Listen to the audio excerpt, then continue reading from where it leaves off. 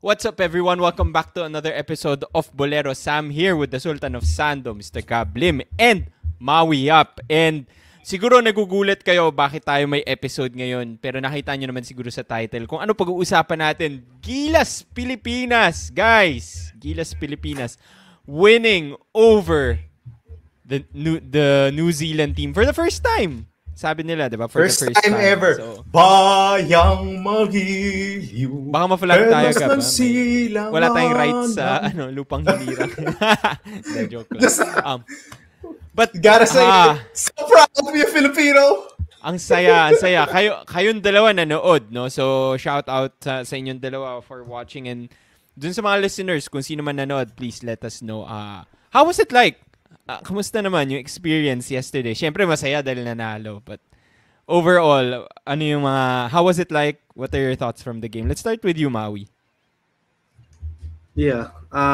Well, parang kung nanood yung UAAP game na Kampi Buong Arena, 'di ba? Ganun yung feeling when you watch the Gilas Pilipinas play home. 'Di ba? Actually, I was surprised na may drums. I think FEU ata yung drums, if I'm not mistaken. Talaga? Ibang cheer FEU? parang similar. Yung ibang cheer parang similar sa FEU. So I don't know if si Coach Sean Chambers got the FEU drummers. But actually, pwede. Yung experience ko ng first half, medyo bad trip kasi I don't know, may nakatambay na mga police sa harap namin blocking our view in lower box. Thankfully, they left after the first half. So we were able to enjoy an unobstructed view during the second half. But yeah, grabe electric yung feeling. It's crazy, di ba? When you watch Gilas Pilipinas, talagang united ang lahat when it comes to Gilas. Actually, sa mga comment ko lang is nakakaya kasi minang bastos dun sa New Zealand team na naghahaka sila. Parang some people were making the noises that they were making. But overall, grabe ang feeling when you watch Gilas. I think this is only my second or third game watching live. This is my first time watching na panalo ang Gilas live in the arena. I usually don't watch kasi games na Maui Ikaw pala yung malas Ikaw pala yung malas. Wala na.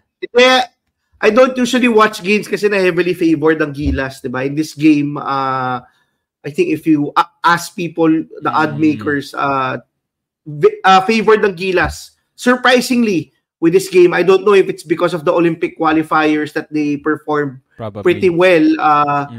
But yeah, grabe yung experience talaga when you watch Gilas. I can imagine ang daming nakapila to get tickets for the Hong Kong game. Siguro na nainganyo because they really enjoyed the experience watching home games. Si Corey Webster nga, actually, diba, nag-ano pa siya post-game, parang nag-comment pa daw. I don't know if nag-tweet daw na home cooking daw. I don't know if that's right now kasi in social media, hindi mo na alam kung totoo ba o hindi. But I would think that home cooking in the Philippines is very crazy yung crowd. Everyone's electric. I love how energetic our whole team was, diba? But what an experience always to watch Gilas. Baka naman SBP next time, pwedeng media na rin kaming tatlo para we can watch every game of Gilas, diba? We promise that we will cover every game, diba, of Gilas na live. Kahit ilipat mo kami sa Japan. Starting it. Podcasts are the new thing. SVP, come on. A lot of people are listening to podcasts more and more. So yeah, actually, you tama si Maui. The place was electric. There was anticipation because unlike the past Gilas games, I think they were against Chinese Taipei and Hong Kong. Now, medyo alam mo naman na heavily favored nga ang Gilas. But on this game, we had never beaten New Zealand. Actually, New Zealand has always trounced us, given us the business in our past 4 yung FIBA sanctioned matchups. Palagi tayo tambak, in short, sa New Zealand. So, in this 5th game, kaya nga, Maui, when you told me yung right after the game na favored ang Gilas, I'm like, what? Gilas is favored? But, tambak tayo na past 4 matchups. So, nagulat ako doon. But yeah, you can sense from the crowd na this is a challenge for Gilas. You know, we sa betting odds where we may not be, we may be favored, but to the crowd, alam natin na medyo dehado. Kasi history has shown us we have not beaten this New Zealand team ever. And there is hope. There is now hope again in the Gilas program given how they performed in the Olympic qualifiers, beating Latvia. Almost beating Georgia, taking it to Brazil, and you could feel that intensity, that anticipation in the crowd. I love that the game started on time. Thank you, Gilas. UAAP baka naman. Basta FIBA. Basta FIBA, di ba? Start on time. Yep, yung Basta FIBA, they always start on time. I love that I got to see a haka live. And I guess some Filipinos are not used to it, or they think baka sanay lang sa trash talking and all that. But I love that I got to see a haka live for the first time in my life. I really wanted to be early because I knew that the All Blacks or the New Zealand team were gonna do a haka yung pregame, because they always do when they're battling against the home crowd or the home team. So I was happy that I got to see that. But overall, the atmosphere was just electric, especially when Gilas was making its run in the third quarter. Mm-hmm. Nag-wild na yung crowd. So mga Kai Soto dunks, they were all going crazy. I love it. I do hope na on Sunday it's gonna be like that. I'm not gonna be watching on Sunday, but I do hope that the same atmosphere will be duplicated on Sunday, because there is hype around this team. They are playing a lot better, and perhaps we'll go into that more in this episode. Yeah, game. Let's talk about that game. And you mentioned one of the main players sa game na to, Kai Soto. Probably his best game in a Gilas uniform. This is the Kai that we've been waiting for, that we've always wanted, that we were so hyped for. Justin Brownlee, GOAT import ng Gilas. And actually, a pretty balanced performance from the rest of the Gilas team. Gab, want to hear your thoughts on how Gilas won this game, and sino yung mga maybe like key players for you from that game? Well, the key player was actually not from Gilas. It was Corey Webster from New Zealand, because he was on fire to start this game. This guy could not miss. Him, 2-3 agad. Him and his teammate Sam Wardenberg was killing Gilas in the first quarter. Yeah, it was a tall guy, stretch 4, stretch 5, hitting a ton of shots early in this game. And you could hear the groans of the entire crowd every time may tres na pumapasok sa New Zealand, because they were just on fire. I thought our defensive coverages in the first half, especially of picks and pick and roll, was just horrible. Corey Webster was picking us apart. The guards were going under screens, and Kai Soto and Junmar were dropping so low that ang daming open looks ni Corey Webster. It reminded me a lot about how Marcelino Huertas in our game against Brazil in the Olympic qualifiers just picked our defense apart. Corey Webster was doing the same in this game. He picked our defense apart. I was shouting from the crowd, "Stop going under on this guy. He's just launching threes because we're going under screens over and over again. Fight over screens or switch. You can't keep on giving this guy open looks," because he was so hot to start this game. I thought that hot streak will continue because it looked dangerous for a time. Gladly, Gilas answered. They finally hit some shots getting into the paint. And what I loved about how Gilas played in this game, just majority of the points in the first half came through the triangle offense, came through the system. No one was going one-on-one. Kai Soto was finding Junmar inside. They were finding Kai Soto of rolls, of flashes in the middle. They were finding threes of actions. Walang one-on-one. Actually, if you look at the stats in the first quarter, I think Gilas had 15 or 18 assists. 15 out of their 18 field goals were all assisted in the first half. They out-rebounded New Zealand in the first half. I think it was 28-16 or something. They had more assists. They had more fast break points. By all points in the paint. Points in the paint was in favor of Gilas. Turnovers was in favor of Gilas. If you look at the statistics, it should have been a Gilas blowout, to be honest.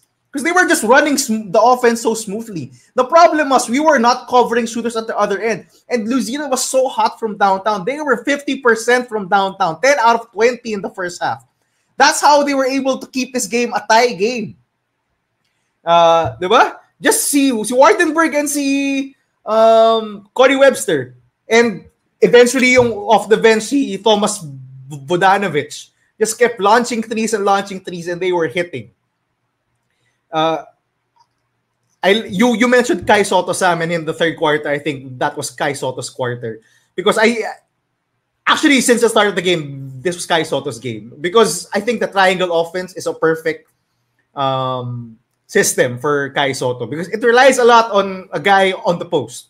Diba? If you watch the old school Lakers, old school na sila ngayon, diba? The old school Lakers, si Shaq and Kobe, si Pau Gasol, they would always run through a guy on the post. And Kai Soto or si Justin Brownlee at times was that guy on the post, and minsan si Junmar Fajardo.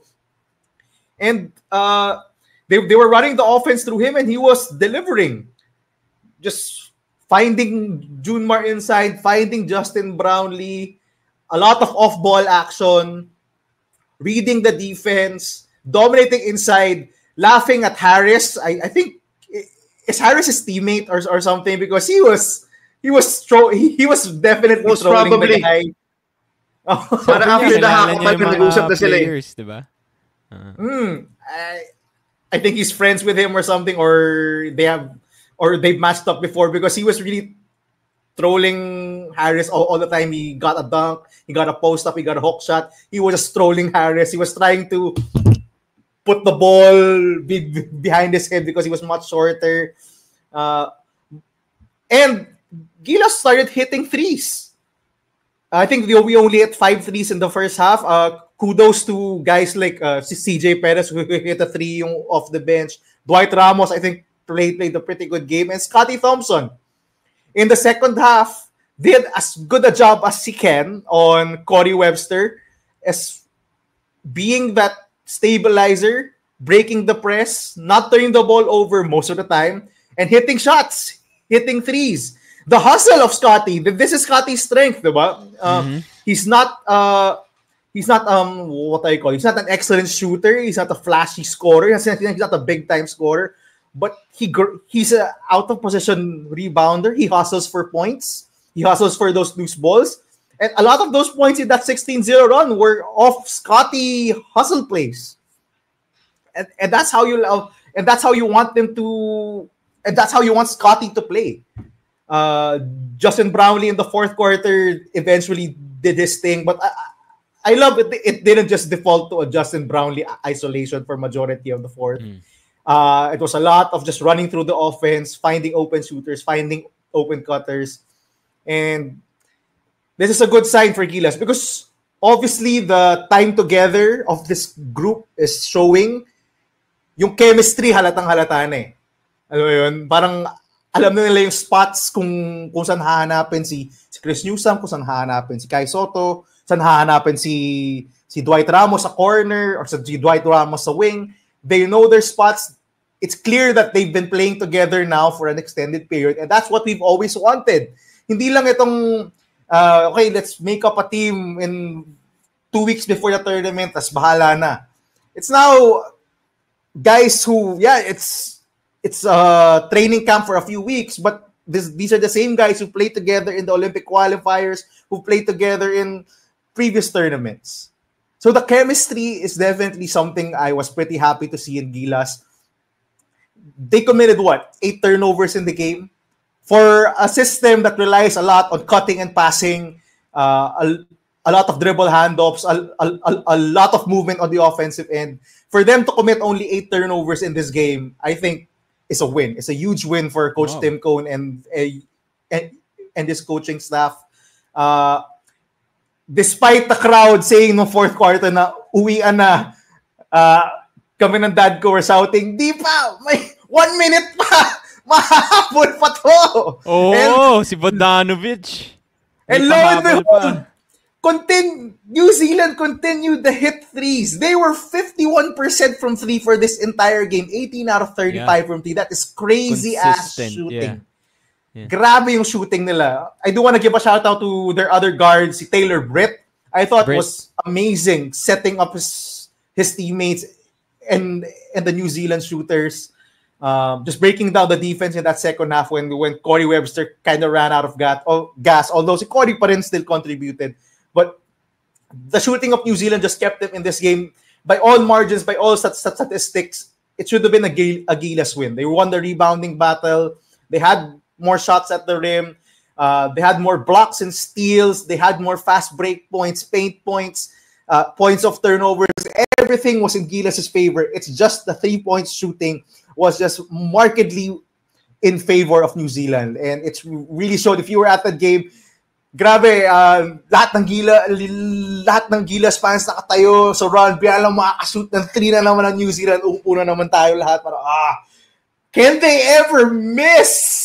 They're always making their threes. And that was it. I was glad that Gilas pulled this win out of their bags, out of their asses. First time we've beaten New Zealand in 5 tries. I love it. Hopefully tuloy-tuloy na to for the Gilas program. Maui, Sammy. Maui. Yeah. Hopefully, as you mentioned, Gab, hopefully this is the next step we take to get to the top 25 ranking in Gilas. I think right now we're ranked 33. Ano na ba tayo ngayon? 6 ata in Asia. Asia Oceanic, if I'm not mistaken. This win against New Zealand is very good. We're now 3-0 in our group. I loved how Gilas played. Basically, si Gab mentioned it. Most of the baskets came from passing. I love how Coach Tim Cone has been able to maximize yung talents ng players, especially si Kai Soto. Maybe this is the sign that Junmar and Japet can finally rest. Diba? I think these two guys are senior citizens when it comes to national team, diba? I like how Tim Cone adjusted, diba? Kasi when we were playing a very big lineup, we were getting beaten from drop coverages.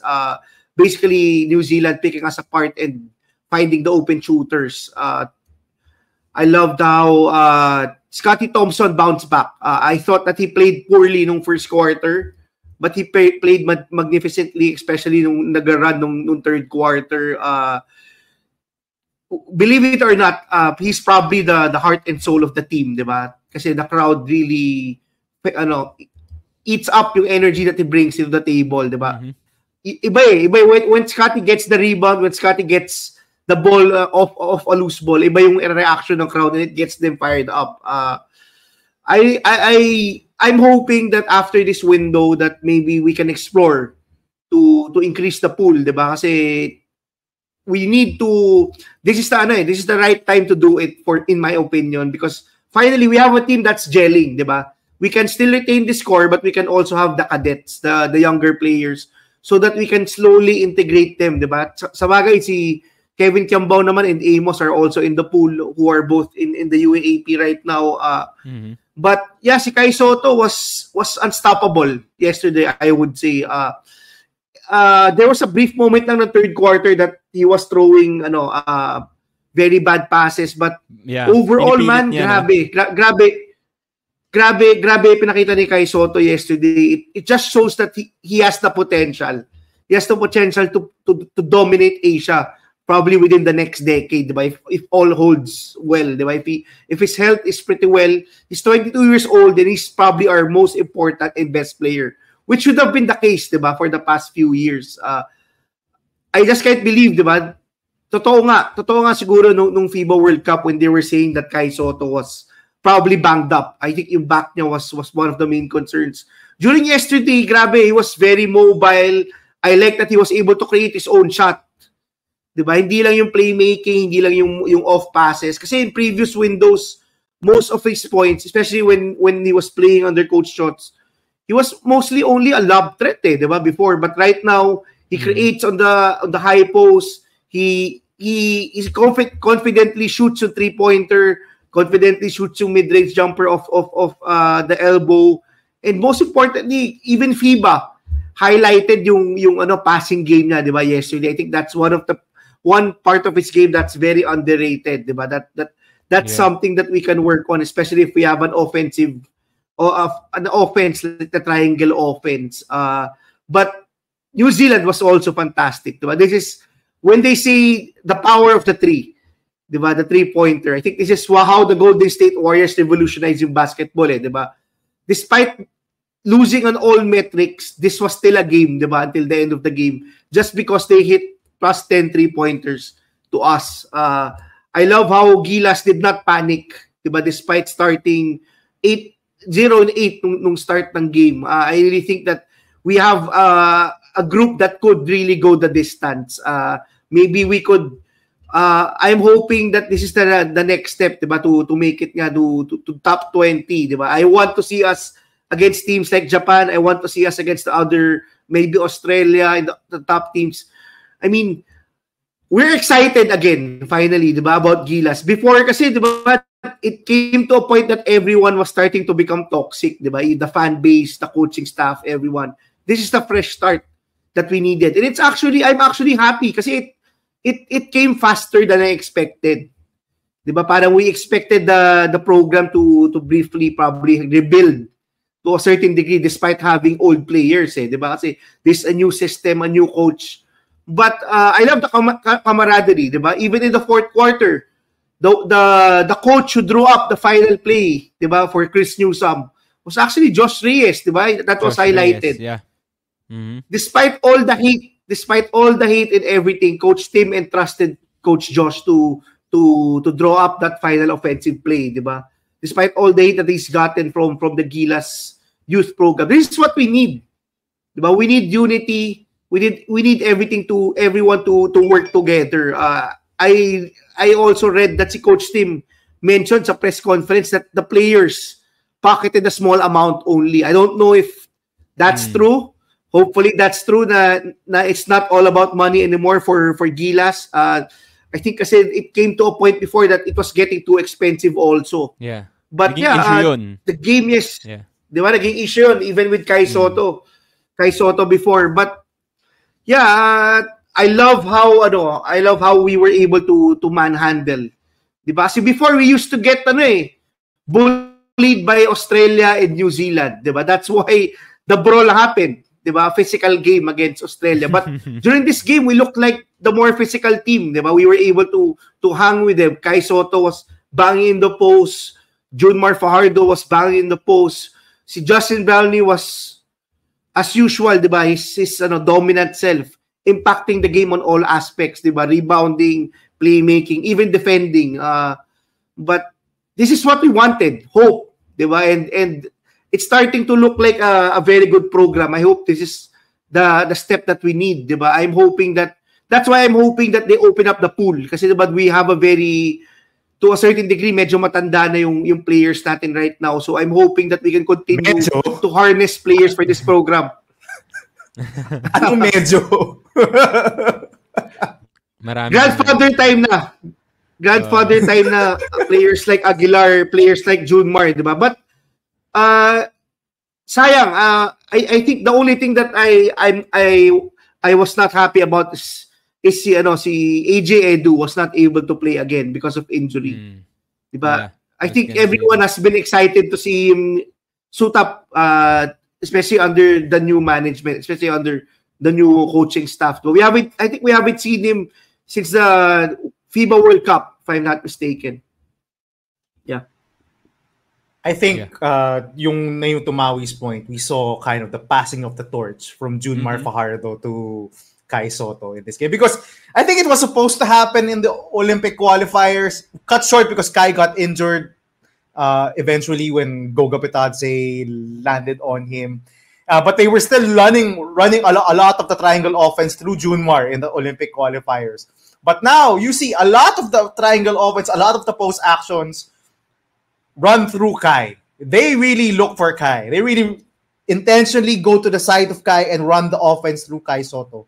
And I think this is the game that siguro pwede nang sabihin ng Filipino fans and ng SBP and ng Gilas management, baka pwede na i-phase out natin si Junmar kasi matanda na rin nga si Junmar. So I love that. I forgot also to shout out nga si Chris Newsom for that big three that he hit. Yung eto Coach Josh Reyes who drew up that play. Big time shot by Chris who had been plagued by foul trouble the entire game.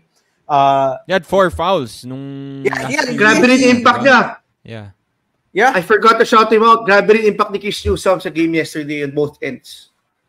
And he's been so impactful kahit nung Olympic qualifiers pa, diba? So, another guy that has proven na he really deserves to be a part of this team. Go, Gab. Yeah, and Coach Maui alluded to it a while ago.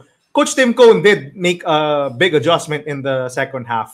He went less to the Junmar and Kai Sotto front court because they were just killing us over and over again. So he went with just one big, mostly just Kai and 4 other small players just to guard the shooter, just to allow more switching, allow more mobility on the defensive end, and to cover more ground and to cover more shooters, because the amount of open looks that New Zealand was getting in the first half was just ridiculous. And perhaps that's something that has to improve, no?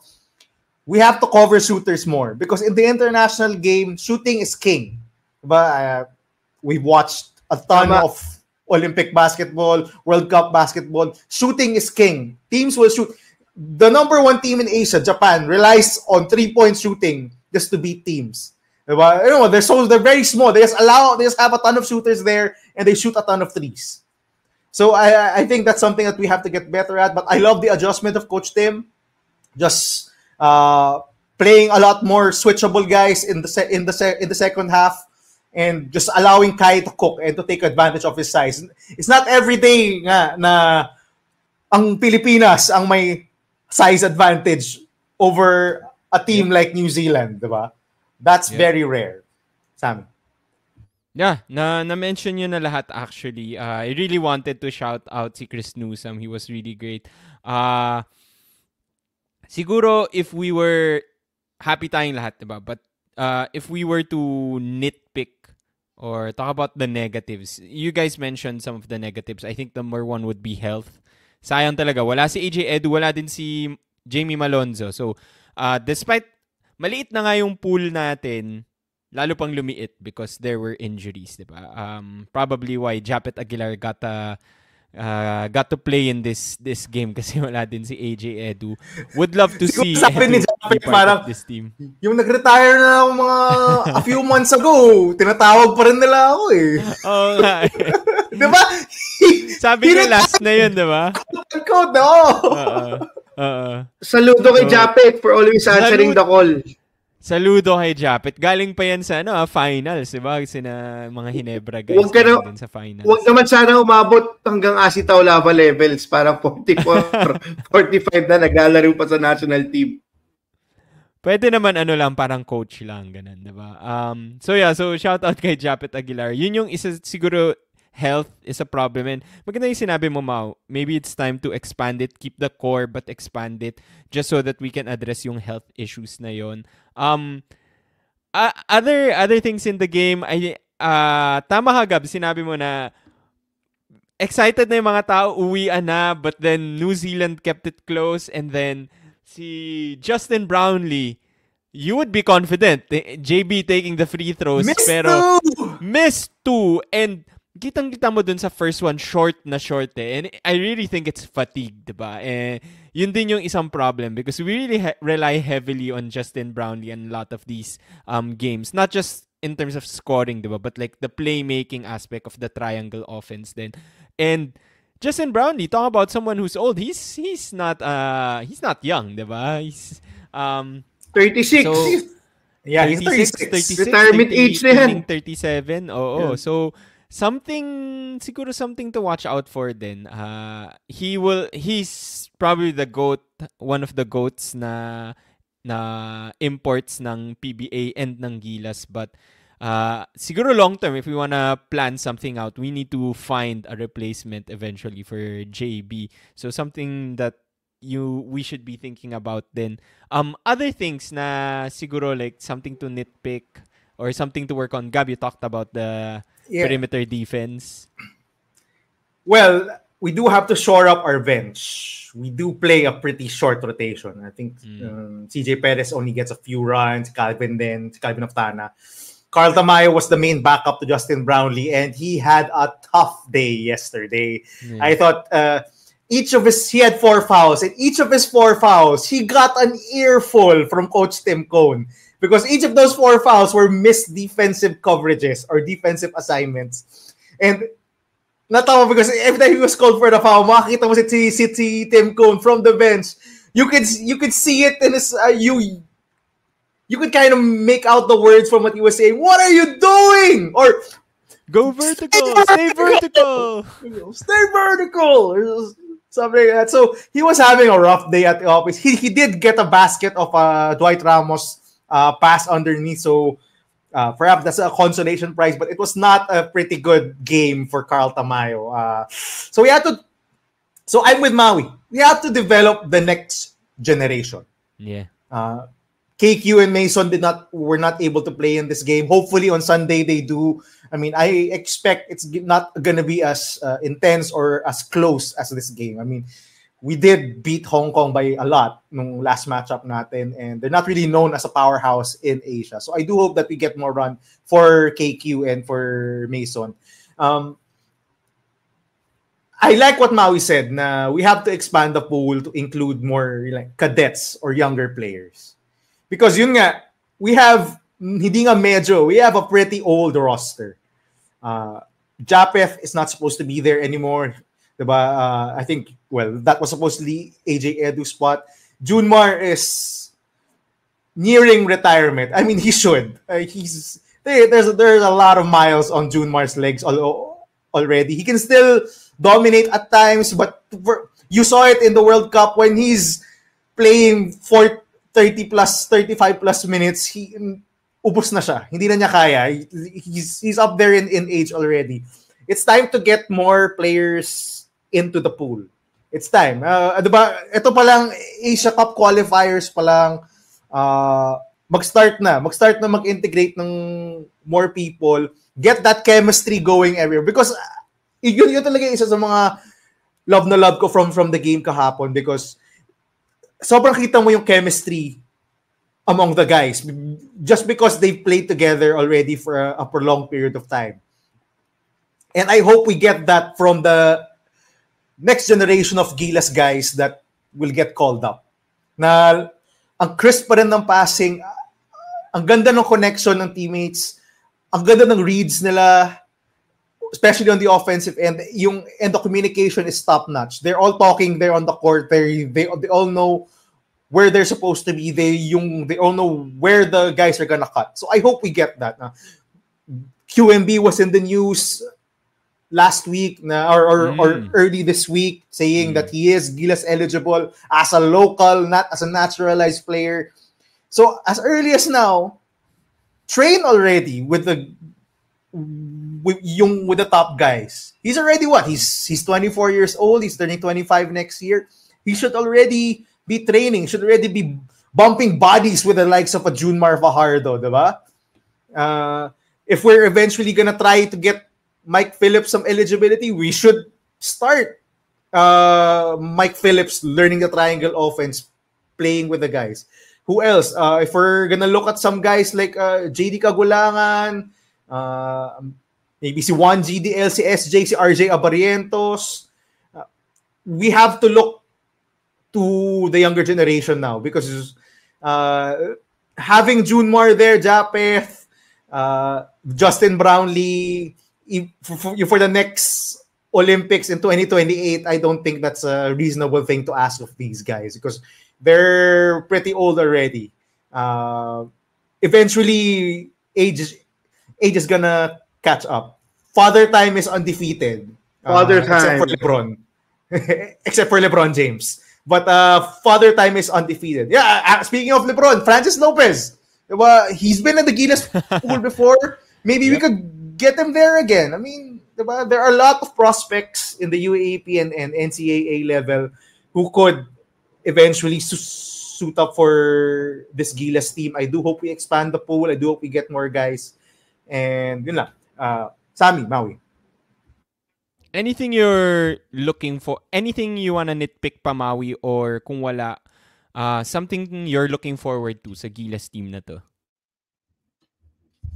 Yeah. Actually, I have to shout out lang. I was looking at a stat sheet a while ago.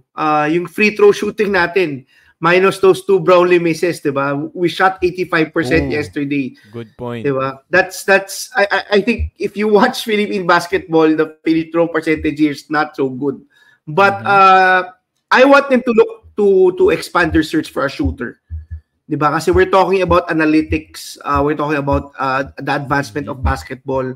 So far we've been successful because there's two sides when you talk about field goals in basketball and analytics. It's paint points and 3-pointers, diba? When you get paint points like what we've been doing the past few windows, then it's good, diba? But there's another side also, that's the 3-point shot, diba? So I would want us to have more wing players. Baka naman meron tayong mahanap na mala Gabe Norwood that's playing Division 1 basketball or still young in the US.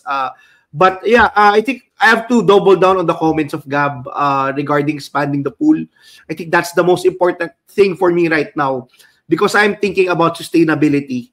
Diba? When can we say that we have a Kai Soto? Diba? Kai Soto is 22 years old. Kevin Kiambao is 21, 22. But we have a this is probably one of the few times that we have years older. He's 23 na. 23 Kiambao, Tamayo is 23. But when can we say that we have multiple players who's age below 25, diba, in the national team pool? This means that we have a window.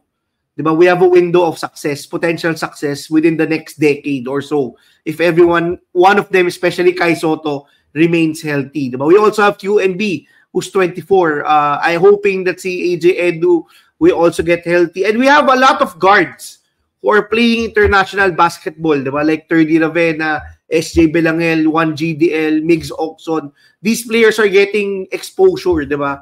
World-class exposure, especially those playing in the B League. Diba? Maybe we can also call Gio Chu, who's been playing pretty well in the B League. But I think it's time that we start to try to expand the pool, maybe follow the program of the USA and have a cadet program who oftentimes train and push the older guys or the main pool, diba? The main team. Diba? I'm happy with what I've been seeing with the program and what I've been seeing specifically with in terms of game preparation. Diba? Sa coaching staff, grabe team effort. Naghalo na yung finally. Before kasi, it's gonna be SMC, it's gonna be MVP. Di ba? Ngayon, it's united na eh. Di ba? Everyone, coaches from both spectrums are there. It's why we've also been outperforming because all of the great minds are being combined. International coaches, local coaches. Wala na yung toxicity from the previous iteration of Gilas. And I hope we maximize whatever leverage we have right now. I'm hoping that they look into expanding the pool. But yeah, I don't think you can nitpick talaga from the game yesterday, diba? When we finally beaten New Zealand, maybe next we can get Australia. I don't think we've also beaten Australia, diba? We have to get that revenge game. Not bloody game, but a win, diba? A much needed win. Hindi sapakan na revenge. But hopefully like Japan, we have a very strong trajectory, di ba? Japan quickly changed their program and is now, I think, the number 2 Asia-Oceanic team outside Australia. Di ba? Hopefully, we can challenge for that. I think we have enough talent. If they can also petition FIBA, di ba, for the eligibility rules in terms of Asians. Di ba? Kasi other countries have been getting players left and right naman eh. Out of nowhere yung eligibility. But we've been losing on top prospects, di ba? Not just on time, but we can't play some of the Filipinos who are deemed Filipinos just because of I would say a stupid rule right now. Kasi 20 years na, I think 20 years na since it was made, diba? So maybe they can petition to revisit that, diba? Like players like Jared McKean, players like Jalen Green or Dylan Harper on Harper Jr. I mean, there's a lot of talent going out. Boogie Ellis. The list will probably, I can name them, will probably take 10 minutes naming all of the list of prospects that cannot play for Gila. So there are a lot of ways for us to continue to improve the program. But regards to the coaching staff, I hope they trust them. Even if we, let's say, we struggle in one of the windows, I hope we trust them. So far, so good, in my opinion. We see a path. We see a path of hope.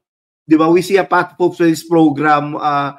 I'm not sure how long Tim Cone can coach this team kasi kahit si Coach Tim medyo matanda na rin, but maybe his disciples, di ba, like si Coach Sean Chambers or somebody from the coaching staff can eventually take over. I love that si Eli Tenorio is also part of the coaching staff, di ba? He was just named coach of the Gilas Youth, di ba?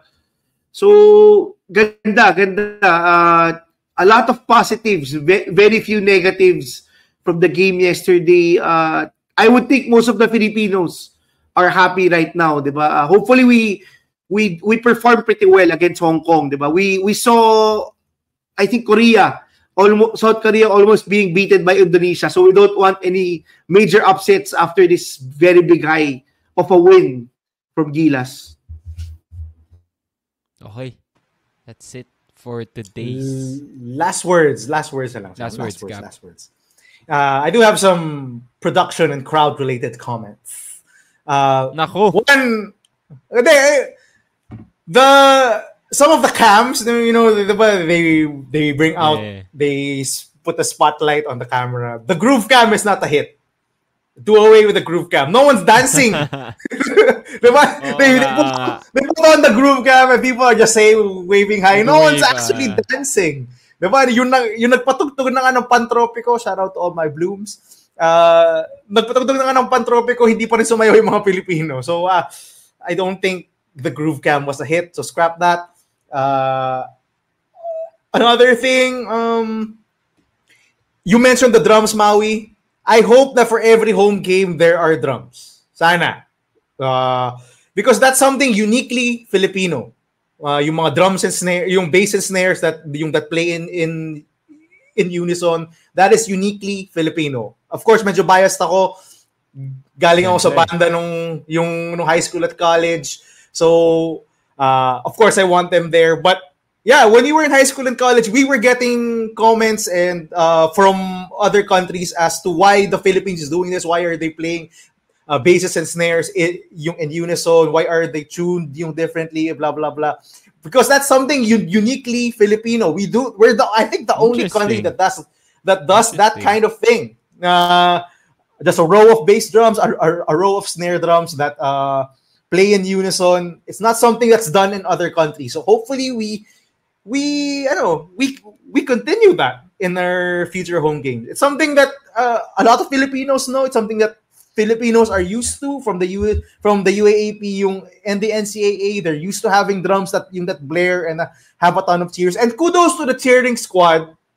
If it was FEU or whoever it was, if you know who they were, please comment down below. But kudos to them because they were not cheering defense when Gilas was in their defensive position. The crowd started cheering defense, and they adjusted. They suddenly did that cheer right on the spot when they saw the crowd chanting defense. It wasn't their cheer. I think their cheer was Laban Pilipinas or something like that. So kudos to them for adjusting to the heat of the moment and to the crowd and for doing a really good job in the game. I like the atmosphere in MOA Arena. Ay, yun lang. Mas kagulo. Tama. I like that, Gab, yung may drums. Mas kagulo talaga eh. Iba yung atmosphere, iba yung feeling. And take a look at this. Other teams, other countries are not used to that thing. Yeah, that's true. That's something that would put them off. Just a ton of bass drums blaring loudly in the arena. That's gonna put you off your game somewhat. Diba? When you're at the free throw line, there's hindi si Webster. Blaring drum. Oh, well, hindi si Webster. Pang-home cooking. Pang-home cooking. Okay, that's it for today's episode. Shout out to the entire Gilas Pilipinas team and Coach Tim Cone and the coaching staff. Job well done. We should all be happy. We should all support the team. May isa pang game, as mentioned by Gabin Maui, this Sunday against Hong Kong. Not as big as a New Zealand team, pero let's still cheer for Gilas, diba? Let's support the team. That's it for today's episode. Before we go, just a little reminder. Salamin over Pantropico. Like, comment, subscribe. We'll see you again next time. Bye-bye. Carrera, pare. Carrera. Carrera pwede rin. Pero salamin pa rin. Bye-bye.